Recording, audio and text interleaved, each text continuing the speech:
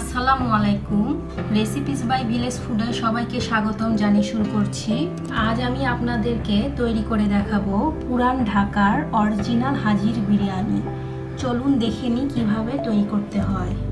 হাজির বিরিয়ানি তৈরি করার জন্য স্পেশাল একটি মশলা তৈরি করতে হবে। এর জন্য এখানে নিয়েছি কিছু গোটা মশলা। এর মধ্যে রয়েছে ছোট এলাচ, দারচিনি, সাদা গোলমরিচ, এটাকে অনেকে শাহি গোলমরিচও বলে, লবঙ্গ, জয়ত্রী আর একটু জয়ফল। এই মশলাগুলো না ভেজে পাটায় বেটে নিব। এখানে কি কি মশলা লাগবে আমি বলে দিই।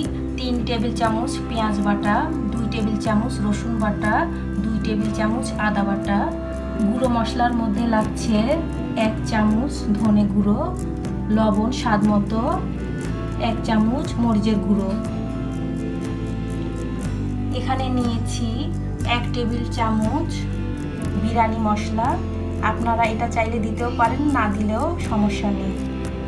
এখানে যে স্পেশাল মশলাটা আমি দেখিয়েছি ওইটা আমি পাটায় বেটে নিয়েছি। আর লাগছে তেজপাতা, লং।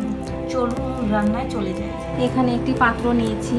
এখন এখানে দিয়ে দিব 1 কাপ সরিষার তেল। হাজির বিরিয়ানিতে অবশ্যই সরিষার তেল দিয়ে দিবেন। এখন তেজপাতা, লং দিব।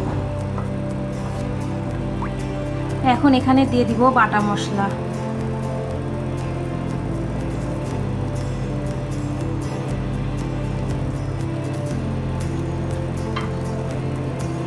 এরপর এখানে দিয়ে দিব গুঁড়ো মশলা আর 5-6টি কাঁচামরিচ। যেহেতু গুঁড়ো কাঁচামরিচটা আমি কম দিয়েছি, এই জন্য কাঁচামরিচটা একটু বেশি করে দিতে হবে।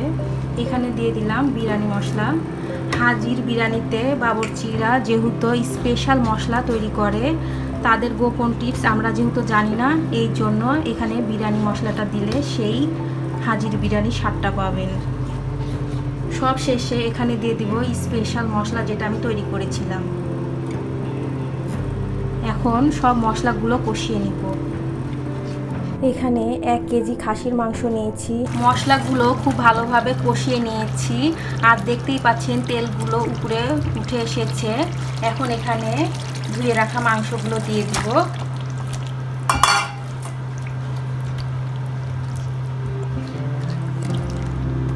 আমি মনে করি আমার এই রেসিপিটি যদি ফলো করে আপনারা রান্না করেন তাহলে 95% পুরান ঢাকার অরিজিনাল হাজির বিরিয়ানি হবে।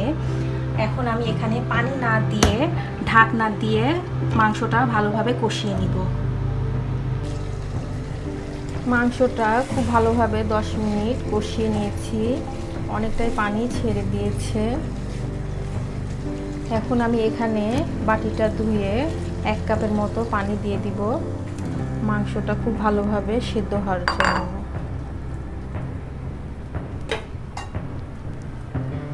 এখন ঢাকনাটা দিয়ে 40 মিনিট রান্না করে নিব। ফিরে আসছি 40 মিনিট পর। ফিরে আসলাম 40 মিনিট পর। তেলটা উপরে উঠে এসেছে। আমি এর মাঝে 2-3 বার নাড়াচাড়া করে দিয়েছি। এই পর্যায়ে চুলার আঁচটা মিডিয়াম টু লো এর মাঝামাঝি রাখবেন। মাংসটা পুরোপুরি রান্না হয়ে গেছে। পানিটা শুকিয়ে নিয়েছি। এখন আমি এই মাংসগুলো উঠিয়ে রাখব।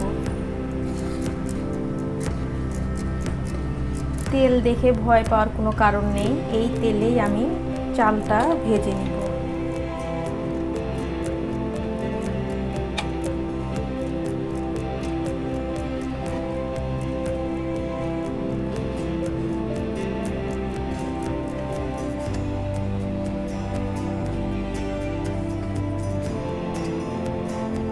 চালটা রেডি করে নিতে হবে। এখানে চিনি গুঁড়া পোলাও চাল নিয়েছি মেজারমেন্ট কাপের 2 কাপ।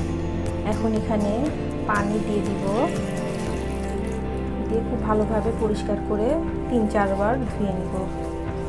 চালটা পরিষ্কার করে 3-4 বার ধুয়ে নিয়েছি। এখন এখানে পানি দিয়ে চালটা আধা ঘন্টার জন্য এইভাবে ভিজিয়ে রাখবো। তারপরে এই রকম ছিদ্রযুক্ত পাত্রে পানিটা ঝরিয়ে শুকিয়ে নেব। এখন আমি এই মাংস রান্না তেলেই ধুয়ে রাখা চালগুলো দিয়ে দেব।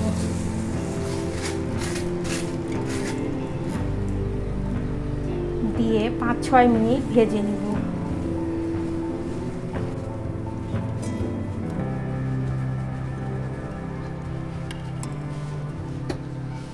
এখন এখানে ফুটন্ত গরম পানি দিয়ে দিব। 2 কাপ চালের জন্য মেজারমেন্ট কাপের 4 কাপ পানি।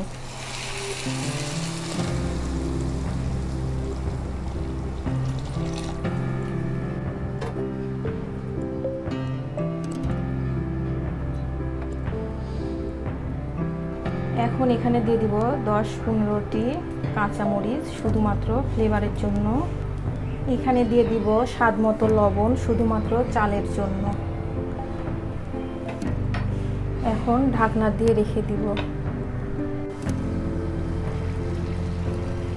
পানিটা চালের গায়ে গায়ে চলে আসলে এখন আমি এখানে মাংসটা দিয়ে দিব।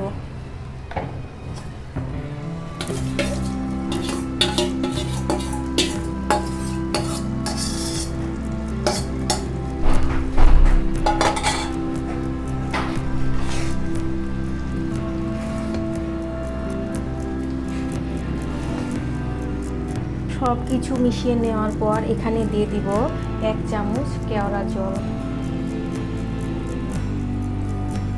সব কিছু মিশানো হয়ে গেলে ঢাকনাটা দিয়ে চুলাটা একদম লোতে রেখে 30 মিনিট দমে রেখে দিব। ফিরে আসছি 30 মিনিট পর।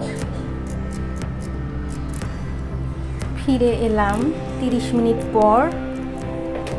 এর মাঝে আমি একবার উল্টে পাল্টে দিয়েছি। তৈরি হয়ে গেল খুবই মজাদার লোভনীয় পুরান ঢাকার হাজির বিরিয়ানি। ভিডিওটি দেখার জন্য সবাইকে ধন্যবাদ। আজ এই পর্যন্তই। সবাই ভালো থাকবেন। আল্লাহ হাফেজ।